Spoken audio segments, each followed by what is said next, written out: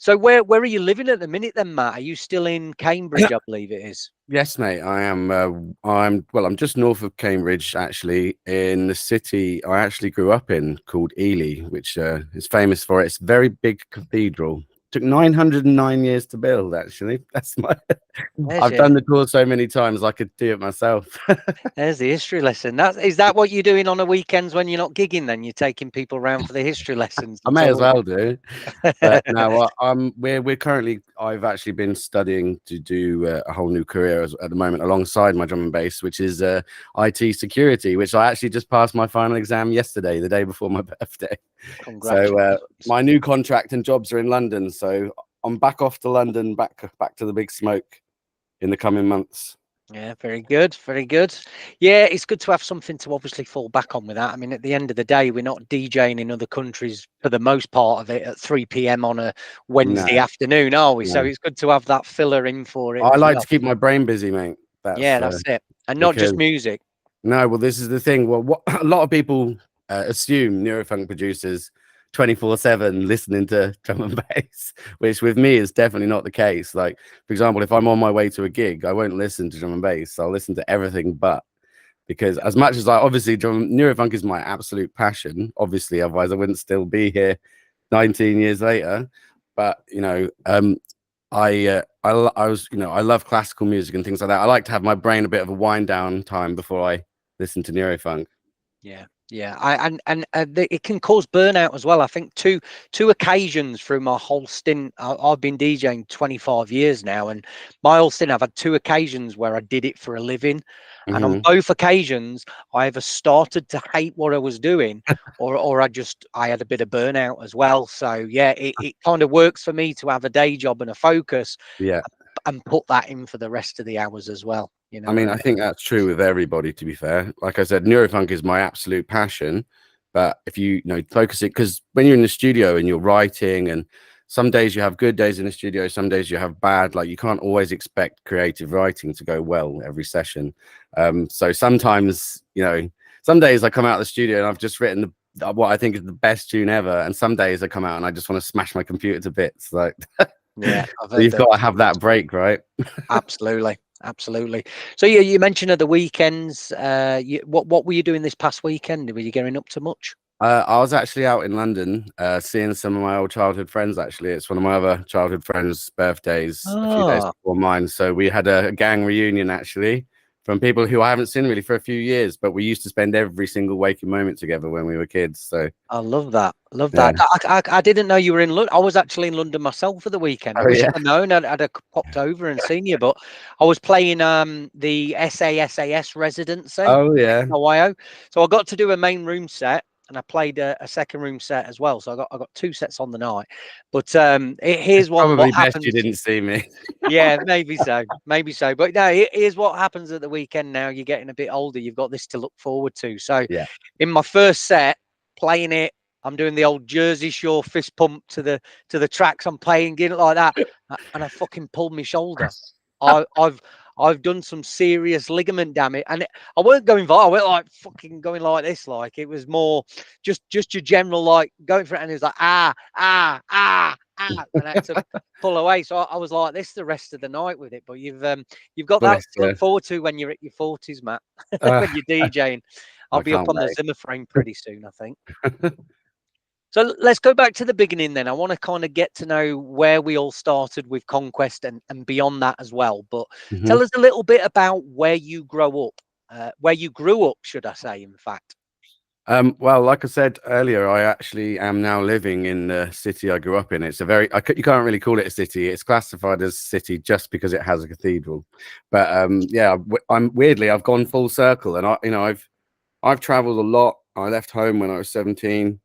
And I've lived in so many different places, but yeah, I've kind of gone full circle. And because during those times when I left home and I was DJing around Europe quite a lot, I didn't really speak to my family for a long time, not on purpose, just kind of became distant, lost contact. So since these last couple of years, I've been studying back home at my parents at the moment, and I've been using this time to rekindle those years that I lost. Because I realized that you know, you only get so many years with the people you love. And I spent such a long, I was gallivanting around Hackney, you know, when I was 17, 18, being a bit of a wild one, all the free parties and squat parties as I was first discovering music. And I got so infatuated with that lifestyle that I definitely feel like I lost contact with a lot of my family. Like I didn't speak to my sister for almost 10 years. Like, so yeah, and I know now I'm about to go back out into the world again. And I feel like I've been using this last year and a half, 2 years to like really connect, especially reconnect with my dad, especially. Our favorite thing to do every day is we make sure we go for a coffee every single day, which is what I'm going to do after this interview, actually. Brilliant stuff. Yeah, I think that's a bit of a given though as well, like in your 20s. I mean, I had some similar experience as well. When I was 21, I'm from Sheffield originally, and I got a girlfriend who was from Leamington Spa. So I moved down here to the Midlands, and I ended up in Coventry for a while.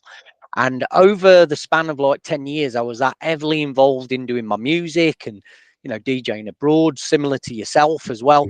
That even though I was speaking to my mum and dad, and I'd probably go and see them once a year, they moved even further up north to Skegness, and there was just no connection to my family. And then around 2013, I went to a wedding of my cousins who I grew up with, and it was very emotional because I felt I'd been out of that, and like I jumped back into the family atmosphere, and it's like it's a different feeling overwhelming, than isn't it? friends, isn't it? Yeah, you feel like, wow, these people have really got my back and they're really understand me and know me because they've Yeah. seen me growing up.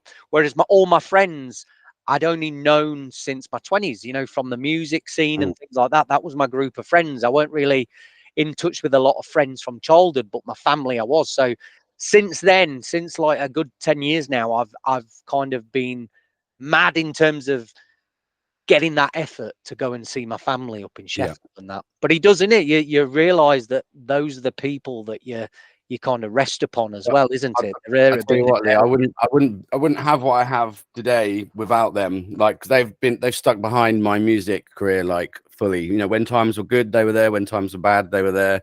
And you know, and they're still there now for me. And I think it took me maturing, and it took me realizing, you know, my failure at things. And you know, when you fail, you kind of like, if you fail at something you really, really are passionate about, sometimes it feels like you want to hide away, like, oh, I don't want to, people are going to be disappointed, blah, blah, blah. But, you know, my parents have always been there for me throughout my dream of being a drum and bass producer. And, you know, even though now I'm, you know, I'm 35 today, and they're still here, still supporting me. So it made me realize that, you know, no matter what, those people, if they're in your life, they're going to be there for you, right?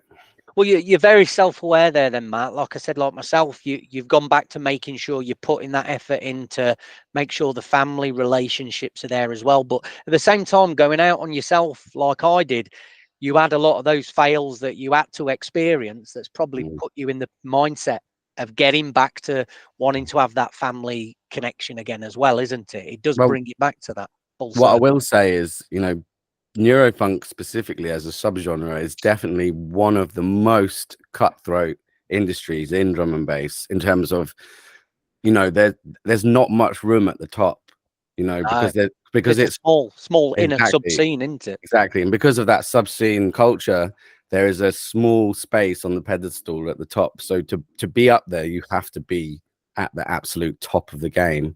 And like I said, because it's the competition's so fierce out there, there has been moments where I've definitely, you know, I thought, you know, fuck this, I can't be bothered with this anymore. But for some reason, that fire in my belly for neurofunk seems to always creep back up on me, no matter what, how much I think it's the last gig, the last time.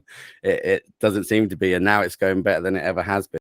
What's up everyone, Lee UHF here, the host of DNB Wraps. Thank you for watching our videos. If you like what you're hearing and seeing on the channel, please make sure you're subscribing to it. Please make sure you thumbs up the videos, and more importantly, let's get some comments going as well. It really helps the channel, and in order for us to provide this content to you, we do need the channel to grow. So we can't do this without your help. Hope you enjoy the video. Speak to you soon.